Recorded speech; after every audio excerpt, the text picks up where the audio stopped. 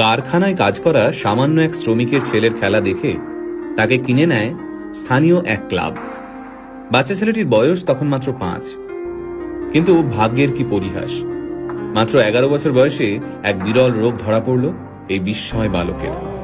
পরিস্থিতি এমন হলো যে চিকিৎসা শুরু না হলে বাচ্চাটির প্রাণ সংশয় হতে পারে। সেই চিকিৎসার জন্য মাসে 75,000 টাকা প্রয়োজন। কিন্তু সামান্য এক শ্রমিক বাবা কিভাবে জোগাড় করবেন এই টাকা? স্থানীয় যে ক্লাবে ছেলেটি খেলতো তারাও এই বিপুল পরিমাণ টাকা দিতে অস্বীকার করল। খেলা তো দূর, একটা সময় যার বেঁচে থাকা নিয়ে সংশয় দেখা গিয়েছিল, আজ সেই ছেলেটাই এই পৃথিবীর সর্বকালের সেরা একজন ফুটবলার। হ্যাঁ, ঠিকই ধরেছেন।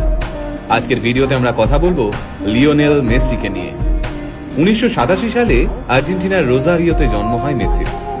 বাবা কাজ করতেন স্টিল ফ্যাক্টরিতে, মা ছিলেন সাফাই কর্মী। হাঁটতে শেখার আগেই ফুটবল নিয়ে কসরত করা শিখে যায় ছোট্ট মেসি।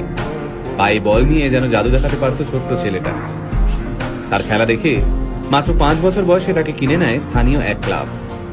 ছোট্ট মেসির খেলা দেখতে দূর দূরান্ত থেকে মাঠে ভিড় জমাতো দর্শকরা। তাই মাত্র 5 বছর বয়সী মেসির খবর ছড়িয়ে পড়ে আর্জেন্টিনা থেকে স্পেনে। পরিবারের মুখে দুবেলা খাবার তুলে দিতে প্রতিদিন মাথার ঘাম পায়ে ফেলতে হতো মেসির বাবাকে। ছেলের প্রতিভা দেখে নিশ্চিন্ত হন মেসির বাবা। ভেবেছিলেন কষ্টের দিন শেষ হতে চলেছে।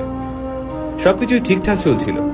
সবাই জানতো মেসি ইউরোপের বড় কোনো ক্লাবে খেলবেই। তারপর মেসির যখন বয়স মাত্র 11, তখন ধরা পড়ল এক বিরল রোগ, গ্রোথ হরমোন ডেফিসিয়েন্সি। এই রোগের কারণে বাচ্চার বৃদ্ধি কমে যায়, সাথে বেড়ে যায় ওজন। এই রোগের চিকিৎসা করাতে প্রতিদিন মেসির পায়ে 2টো ইঞ্জেকশন দেওয়া হতো। এই চিকিৎসা করতে মাসে খরচ হতো প্রায় 75,000 টাকা। মেসির পরিবারের পক্ষে এই বিপুল পরিমাণ টাকা দেওয়া অসম্ভব হয়ে দাঁড়ায়। আর ওই সময় মেসির ক্লাব এই বিপুল টাকা দিতে অস্বীকার করে। চিকিৎসার খরচ জোগাতে বিভিন্ন ক্লাবের দরজায় দরজায় ঘুরতে থাকেন মেসির বাবা। কিন্তু মাত্র 11 বছরের একটা বাচ্চার জন্য প্রত্যেকটা ক্লাব এই বিপুল পরিমাণ টাকা দিতে অস্বীকার করে। তবে চিকিৎসা চলাকালীন মেসিকে মাঠ থেকে এক মুহূর্তের জন্যও দূরে সরিয়ে রাখা যায়নি। সেই সময় ওই মাঠে উপস্থিত ছিলেন ফুটবল ক্লাব বার্সেলোনার এক প্রতিনিধি। মেসির পায়ের জাদু দেখে মেসিকে স্পেনের বার্সেলোনায় নিয়ে যেতে চান সেই প্রতিনিধি। হাতের কাছে কোনো কাগজ না থাকার কারণে একটা ন্যাপকিনেই কন্ট্রাক্ট লেখা হয়। তাতে সই করেন মেসির বাবা। সেই বহুমূল্য ন্যাপকিন এখনো মেসির কাছে রয়েছে। তারপরের ইতিহাস আমরা সবাই জানি। বার্সেলোনায় ইতিহাস তৈরি করেন তিনি। বিশ্বের সামনে বার্সেলোনাকে সেরা ক্লাব হিসেবে তুলে ধরেন। শুধুমাত্র 2012 সালেই মেসি 91টি গোল করেন। সেই রেকর্ড এখনো কেউ ভাঙতে পারেননি। আজ প্রায় 5,000 কোটি টাকার মালিক মেসি।